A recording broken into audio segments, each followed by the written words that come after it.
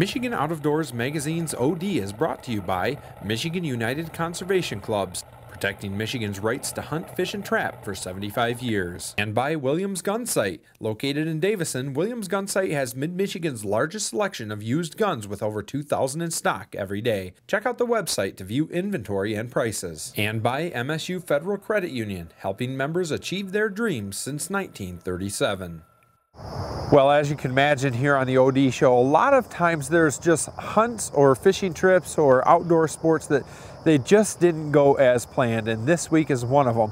I had a couple shoots last week that just fell through. They didn't work out, didn't catch fish. You know, the typical sort of thing you hear all the time, that you should have been here yesterday. But because of that, I figured I'd do a little preview show.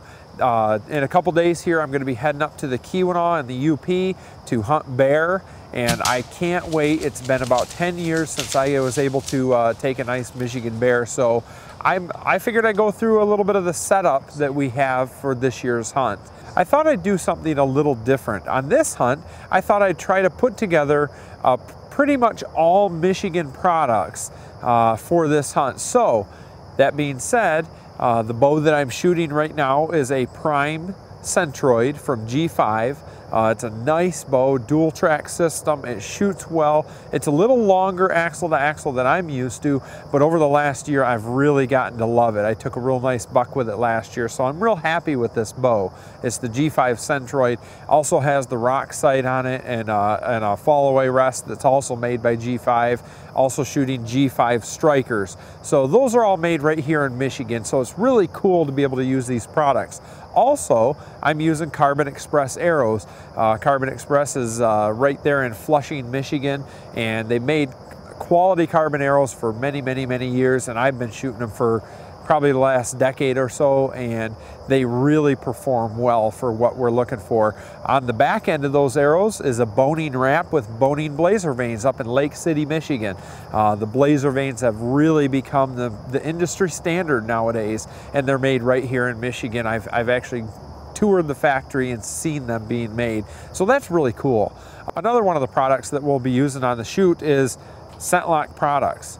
This is a product that helps reduce the scent you have in the woods, and when you're bear hunting, that is a major, major deal. So it's going to be a fun hunt. On this bear hunt, I'm going to be hunting with a good friend of mine up in the Keweenaw. Now, he's up there baiting for me right now. Seth does it the right way. He uses trail cameras to pattern these bears. And sometimes you may think your bait is being hit at night when it's actually being hit in the morning.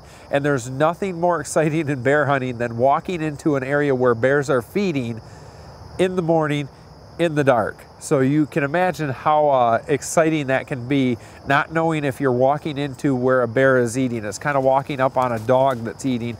You don't know what's going to happen. So you're sitting there in the dark and you can actually hear these bears eating on the bait while you're waiting to see the trail camera going off and it's capturing them. So it's a very unique way to hunt, and I thought I'd give you guys a preview, a little sneak peek of what's going to happen during this hunt, and maybe show you a couple bears to whet your appetite, because I'm leaving tomorrow to head up bear hunt. We got wolves in here, a pack of 5 that have been in here every day. They're in here usually 8 to 9 o'clock in the morning, then like 9 to midnight pretty much. And there's 5 of them, and when I started this spile, I kept finding the logs that'd be down the trail about 30, 40 feet, and usually, I mean, it was every like 3 days it was hit when it started, and usually that's a sign of, I thought it was a big boar carrying them, so I put a camera up here, and come to find out, I had pictures of wolves carrying the logs out here, and there's 5 of them, and they were afraid of the bear though.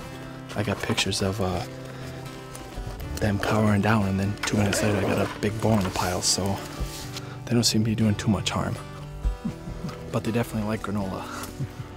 Each time that we go to a bait, we have all of our cameras on the first season, and I take this with, and if we have good detailed pictures of all the bears, then we swap it with a memory card. We have enough memory cards to where we can just, you know, have 8 cameras, so we have 16 memory cards, swap them, and come back here, and I hand him the memory card, and we put it on the file, and each time we have everything saved on files on the computer to each bait, to each date, time, everything. So then we just, you know a little bit more about what's going on at the bait. So then we sit in the car, take a look at it, and go from there.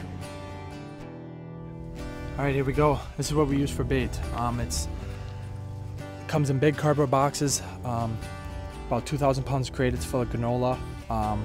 It's pretty much just granola bars in a way. It's got chocolate, peanuts, honey, marshmallows, the whole works. And I've been using it for years, and we just stuck to it. The bear love it. I mean, we have bear, deer, wolves, grouse, bobcats, everything eats it. So it works really well for us.